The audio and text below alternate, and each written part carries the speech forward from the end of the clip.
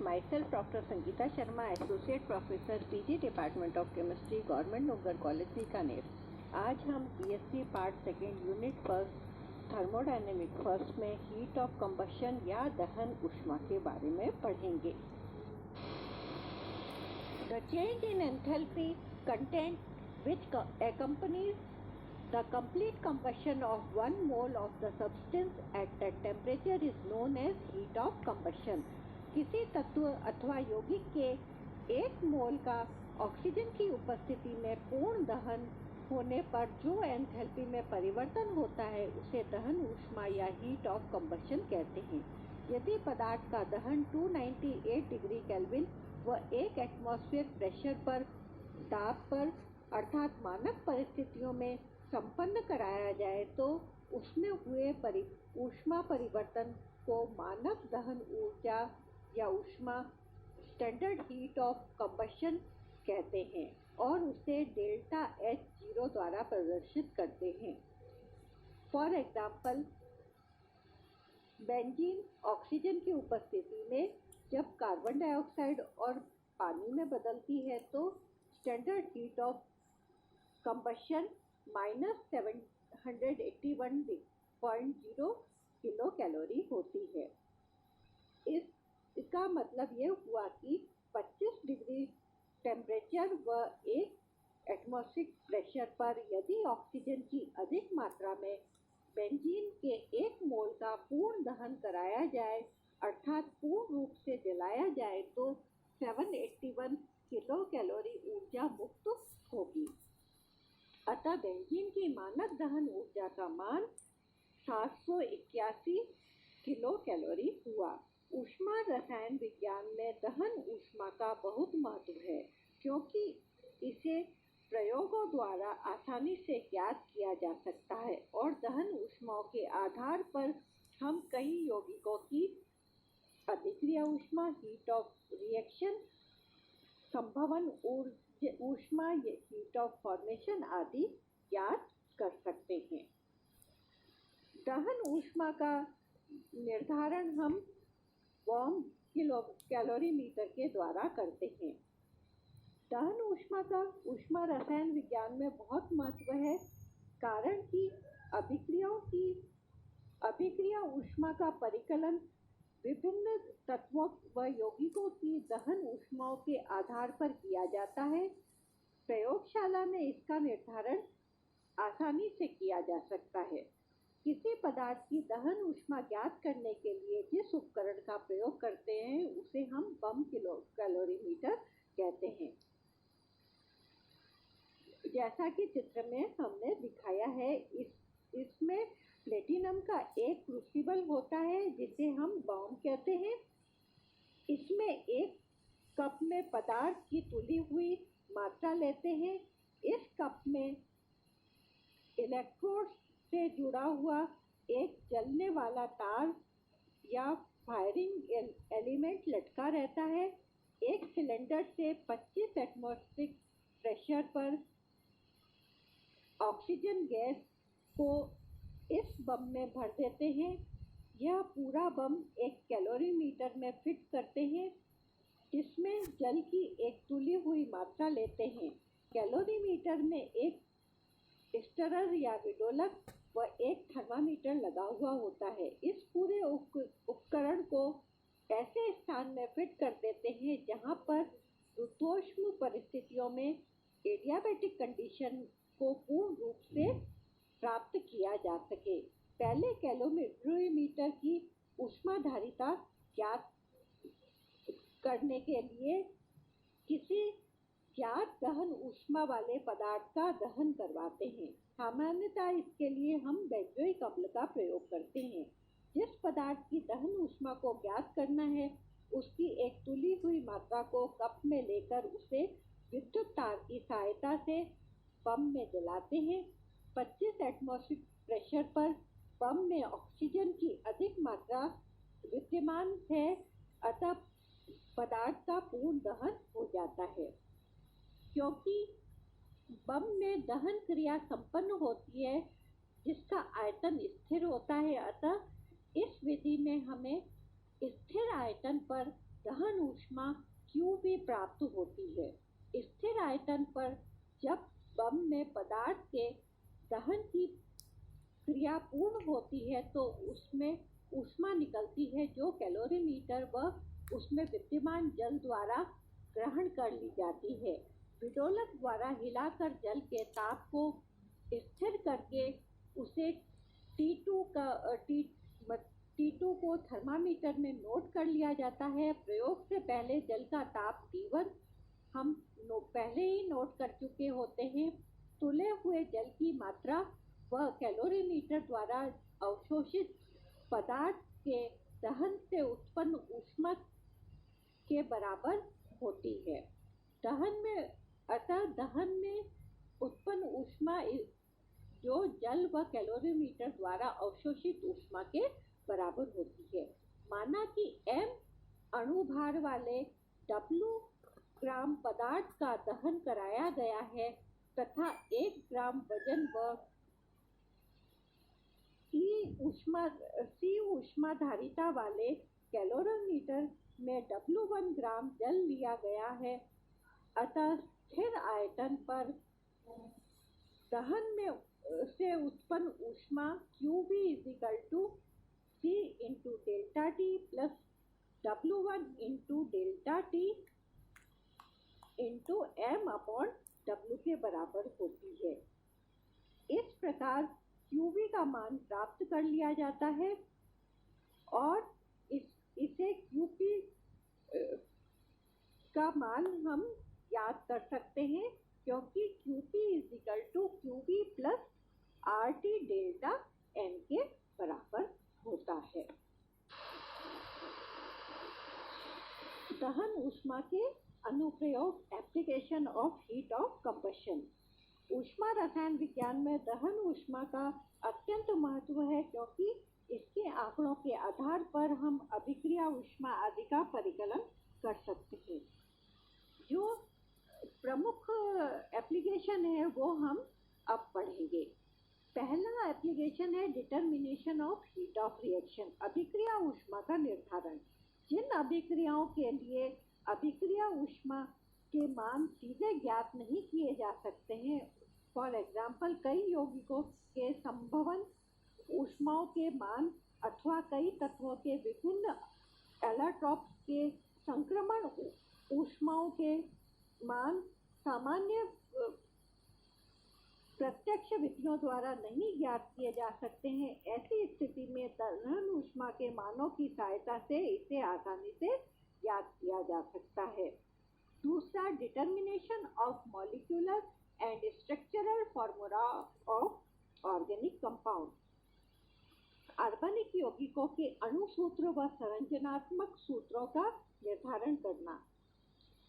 दहन ऊष्मा यौगिकों का एक ऐसा एडिटिव प्रॉपर्टी या योगात्मक गुण है। किसी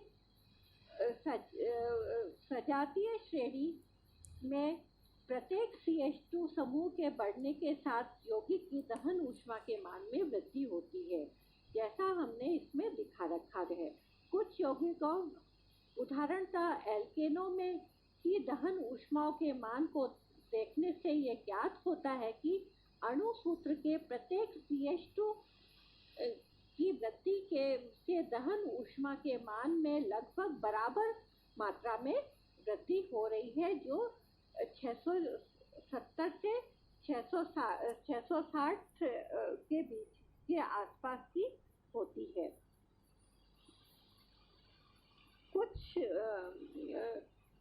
इस प्रकार CH2 के लिए एक औसत दहन ऊष्मा जो लगभग 661.5 किलो जूल है। अतः यदि किसी अज्ञात संतृप्त हाइड्रोकार्बन है तो उसकी दहन ऊष्मा के मान के आधार पर हम अणु सूत्र की गणना कर सकते हैं।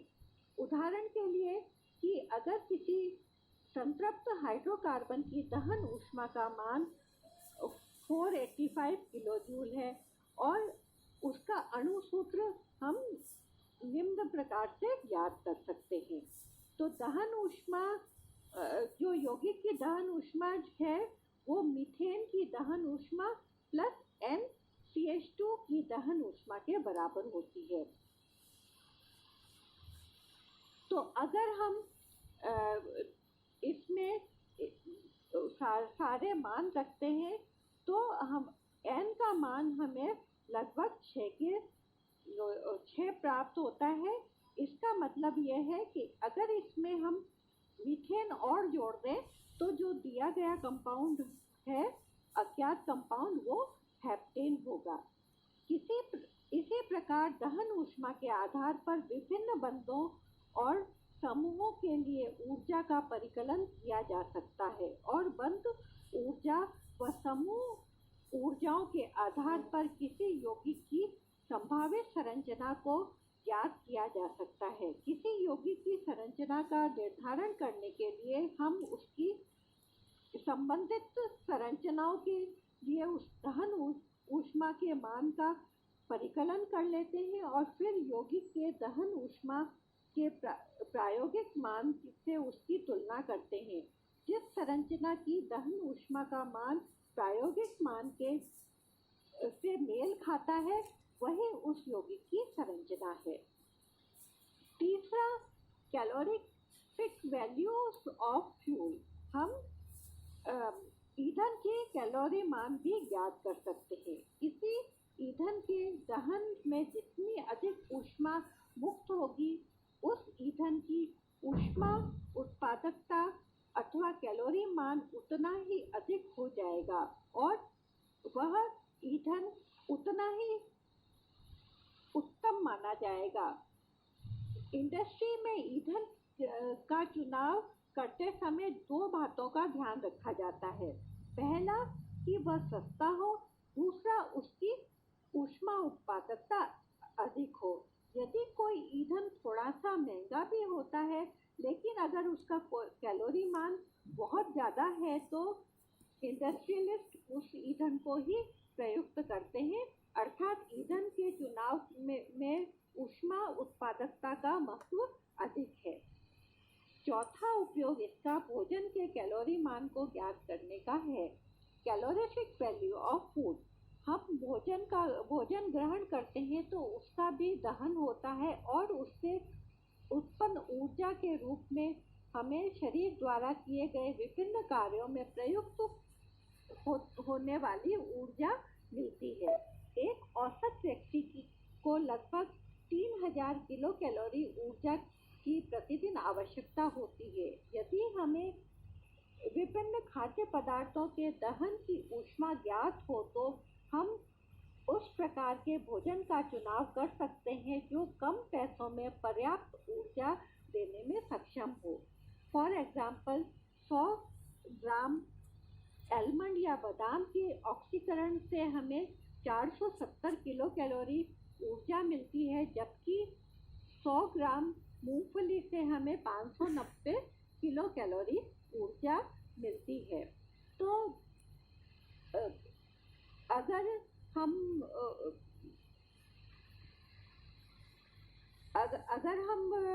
जो खर्चे की दृष्टि से देखें तो मूंगफली आलमंड की तुलना में बहुत सस्ती है और अधिक ऊर्जा देती है। Flame and explosion temperature. ज्वाला ताप और विस्फोटन ताप को ज्ञात करना। अधिकांश गैसें ऑक्सीजन की उपस्थिति में इतनी तेजी से जलती हैं कि उस दहन से उत्पन्न ऊष्मा सराउंडिंग में मिलने की बजाय उस थोड़े से क्षेत्र में का ताप बढ़ा देती है और अधिकतर उसमें प्रकाश भी निकलता है, अर्थात कुछ ऊष्मा प्रकाश के में भी परिवर्तित हो जाती है। स्थान का वह छोटा क्षेत्र जिसमें गैस परस्पर क्रिया करके ऊष्मा और बहुधा प्रकाश भी उत्पन्न करती है, ज्वाला या फ्लेम कहलाती है। यह प्रक्रम में उत्पन्न ऊष्मा ज्वाला के क्षेत्र में विद्यमान गैस ऊष्मक एवं उत्पाद के अणुओं का ताप बढ़ा देती है। अभिक्रिया में उत्पन्न जलवाष्प बनकर सराउंडिंग में विलीन हो जाती है। क्योंकि सारी ऊष्मा ज्वाला में केंद्रित हो जाती है, अतः अभिक्रिया की प्रकृति एक प्रकार से एडियाबैटिक या रुद्धोष्ण परिस्थिति में संपन्न अभिक्रियाओं जैसी होती है। अर्थात Q = 0 है, क्योंकि दहन में उत्पन्न सारी ऊष्मा ज्वाला के ताप को बढ़ाने में प्रयुक्त हो जाती है और सराउंडिंग में नहीं जाती है। ज्वाला के इस ताप को उच्चतम ज्वाला ताप या मैक्सिमम फ्लेम टेम्परेचर कहते हैं। यदि इस अभिक्रिया को स्थिर दाब पर संपन्न कराया जाए तो उत्पन्न ऊष्मा को डेल्टा एच व उत्पाद के अधिकतम ताप को ज्वाला ताप या फ्लेम टेम्परेचर कहा जाता है। इसके विपरीत यदि उपयुक्त अभिक्रिया को स्थिर आयतन पर संपन्न कराया जाए तो उत्पन्न ऊष्मा को डेल्टा ई द्वारा प्रदर्शित करते हैं और उत्पाद के अधिकतम ताप को विस्फोटन ताप या एक्सप्लोजन टेम्परेचर कहते हैं।